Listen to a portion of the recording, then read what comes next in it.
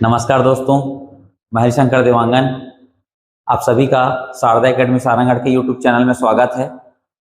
तो हम देख रहे थे भारतीय इतिहास की श्रृंखला में एमसीक्यू जो प्रीवियस ईयर्स आए हुए हैं, जिसे PYQ कहते हैं। तो हम CG व्यापम और CGPSC में आए हुए प्रश्नों को देखते हैं। तो इसी श्रृंखला में हमने पिछले वीडियो में सिंधु घाटी सभ्यता के संदर्भ में देखा था। आज हम आगे बढ़ते हैं वैदिक संस्कृति की ओर।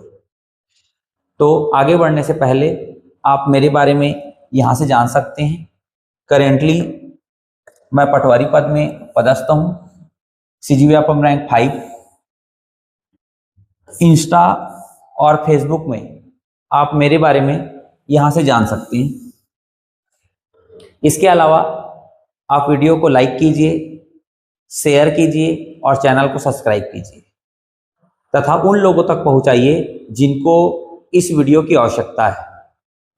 तो चलिए इसी क्रम में हम आगे बढ़ते हैं। पहला प्रश्न है, ऋग्वेद के अनुसार निम्नलिखित में से भगवान इंद्र के लिए अन्य नाम क्या है? CGPSC 2014 में आया हुआ यह प्रश्न है। तो इंद्र को किस नाम से जाना जाता था? समुद्र, पुरुष सूक्त, सोम और पुरंदर। तो पुरंदर नाम से जाना जाता था। पुरंदर मतलब होता है किलों को तोड़ने वाला, किला भंजक बोलते हैं। तो ऋग्वेद में इंद्र को पुरंदर के नाम से जाना जाता था। वर्ण व्यवस्था से संबंधित पुरुष सूक्त मूलतः किसमें पाया गया है? तो पुरुष सूक्त मूलतः पाया गया है ऋग्वेद में। पुरुष सूक्त किसमें पाया गया है? ऋग्वेद में। ऋग्वेद के 10वें मंडल का जब संकलन हुआ, उस 10वें मंडल में प्रजापति ब्रह्मा के शरीर के अंगों से 4 वर्णों का इजाद हुआ और उसी प्रजापति ब्रह्मा को पुरुष सूक्त कहा गया है। आगे बढ़ते हैं। ऋग्वैदिक संस्कृत में निम्न मंत्रों का एक संग्रह है। ऋग्वेद की बात कर रहा है। ऋग्वेद में कितना है? तो ऋग्वेद में 1028 सूक्तियां हैं। ऋग्वेद में कितना है? 1028 सूक्तियां हैं और 10,552 मंत्र हैं और 10 मंडल हैं अर्थात अध्याय हैं। आगे, प्रारंभिक वैदिक काल में गोधूली का उपयोग किसके रूप में किया जाता है? तो गोधूली क्या है? तो गोधूली बेला में पाणी ग्रहण एक शब्द हम देखते हैं नॉर्मल जीवन में। जब भी कोई शादी कार्ड आता है उसमें गोधूली बेला में पाणी ग्रहण लिखा होता है।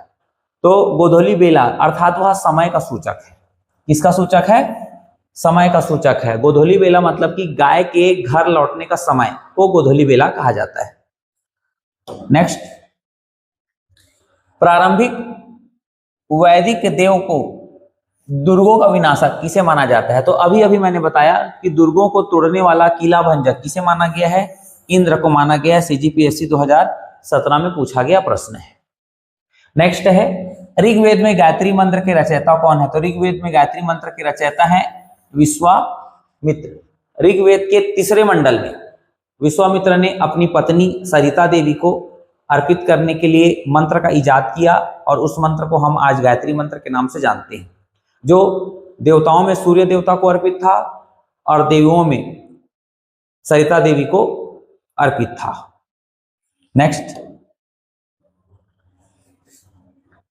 प्रसिद्ध गायत्री मंत्र किस वेद से लिया गया है? तो हम भी मैंने बताया कि ऋग्वेद के 3रे मंडल से लिया गया है। व्यापम 2017 में पूछा गया प्रश्न है।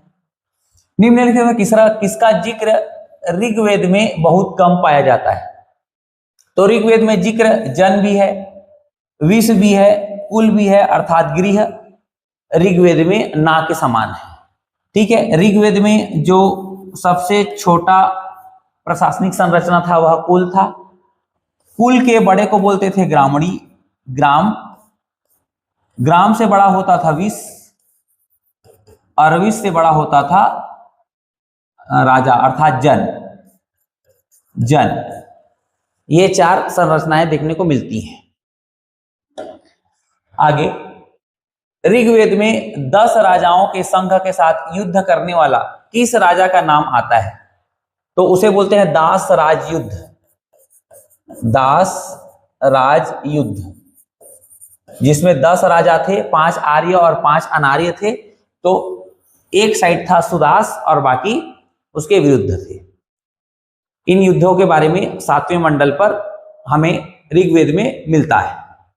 सबसे प्राचीन वेद क्या है? तो सबसे प्राचीन वेद है ऋग्वेद, जिसका संकलन 1500 बीसी से 1000 बीसी किया गया, और बाकी इन तीनों का संकलन 1000 बीसी से 600 बीसी किया गया।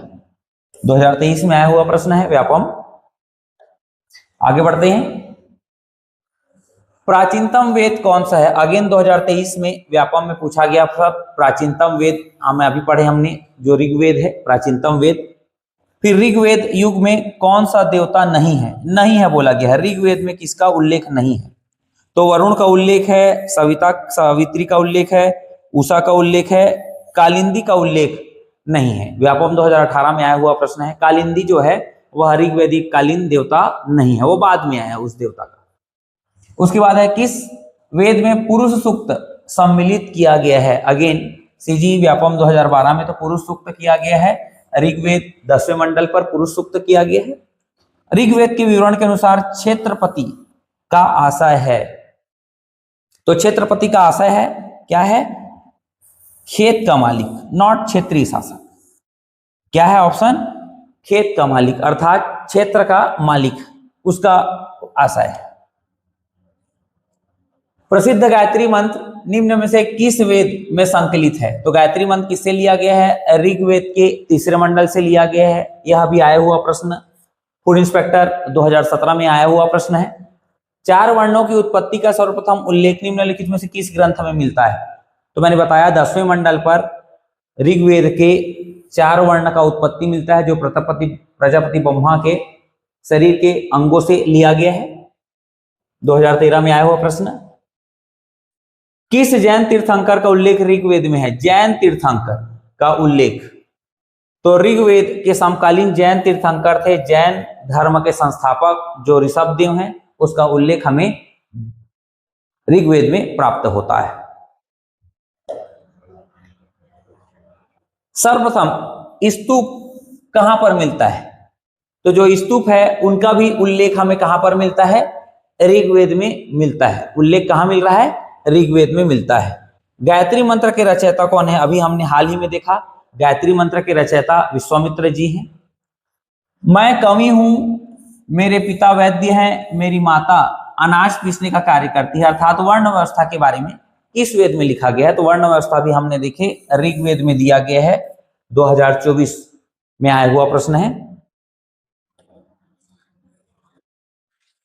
निम्नलिखित में से ऋग्वेदिक देवताओं का वर्गीकरण अंतरिक्ष के देवता से संबंधित है। तो अंतरिक्ष के देवता कौन कौन है? अग्नि नहीं है, यह नहीं है, यह पृथ्वी का देवता है। इंद्र है, सोम नहीं है, यह भी पृथ्वी का देवता है, सोम। रुद्र ये अंतरिक्ष का देवता है। तो इस प्रकार 2 और 4 ऑप्शन ए, हाँ ऑप्शन दिस वन डी 2024 में आया हुआ प्रश्न 2 और 4 इसका आंसर है। सुमेलित करना है, निम्नलिखित में से जोड़ी मिलाना है। तो ऋग्वेद, ठीक है। अच्छा, कौन सा सुमेलित नहीं है? प्रश्न है कौन सा सुमेलित नहीं है? तो ऋग्वेद का ऐतरेय है, सामवेद का जैमिनीय है, यजुर्वेद का तैत्तरीय है, परंतु अथर्ववेद का सतपथ नहीं है। क्या है? गोपथ ब्राह्मण है, गोपथ है, सतपथ नहीं है। तो ये इसका डी आंसर, डी गलत आंसर है, यह नहीं है। सीजी व्यापम टीटी 2019 में आया हुआ प्रश्न है। आगे देखते हैं, निम्नलिखित में से कौन सा वेद आंशिक रूप से हिंदी में है? तो समस्त वेद जो हैं वो पद्य में लिखे गए हैं, लेकिन केवल एकमात्र जो ऋग्वेद है वह पद्य के साथ साथ गद्य में भी क्या लिखा गया है? लिखा गया है। तो जो गद्य में लिखा गया है उसे ही हम आंशिक रूप से हिंदी में है यह प्रदर्शित करते हैं। फिर उत्तर वैदिक काल में किन देवताओं की ख्याति प्राप्त थी? तो उत्तर वैदिक काल में प्रजापति ब्रह्मा आ गया था, ब्रह्मा विष्णु महेश ने ले लिया था, और असुरों का देवता रुद्र को माना गया था। इंद्र का जगह में कौन फेमस हो गया था? प्रजापति ब्रह्मा हो गए थे। इस प्रकार इसके आंसर है 1, 2 and 4, 1, 2 and 4, that's a C answer. 2017 में सीजीपीएससी में आया हुआ प्रश्न। उसके बाद है उत्तर वैदिक काल में सर्वाधिक लोकप्रिय देवता थे। तो सर्वाधिक लोकप्रिय देवता थे प्रजापति ब्रह्मा। उत्तर वैदिक काल में सर्वाधिक लोकप्रिय देवता ये बने हैं जिन्होंने इंद्र के जगह में अपना स्थान लिया था। अगेन है उत्तर वैदिक काल में राजाओं के निम्नलिखित अधिकारी थे। तो राजाओं के निम्नलिखित अधिकारी पुरोहित थे, ग्रामीणी थे, रज्जुक थे। 1, 3 एंड 4 सेनानी नहीं थे, सेनानी नहीं थे। ऑप्शन है 1, 2, 1, 3 एंड 4 सी ऑप्शन। 2018 CGUAPM में आया हुआ प्रश्न। इस प्रकार हमने भारतीय इतिहास के वैदिक काल मैराथन के भाग 1 को देख लिया है। अगर आप सभी को वीडियो पसंद आया होगा तो वीडियो को लाइक कीजिए, शेयर कीजिए और चैनल को सब्सक्राइब कीजिए। धन्यवाद।